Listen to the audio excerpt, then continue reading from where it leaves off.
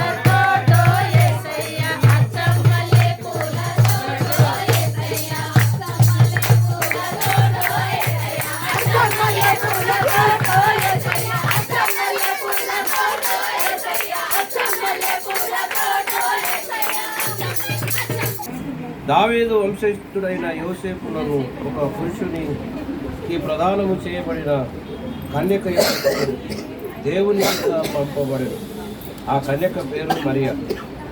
ఆ దూత లోపలికి వచ్చి ఆమెను చూసి దయాప్రాప్తురాలా నీకు శుభం, ప్రభువు నీకు తోడై ఉన్నాడని చెప్పాను.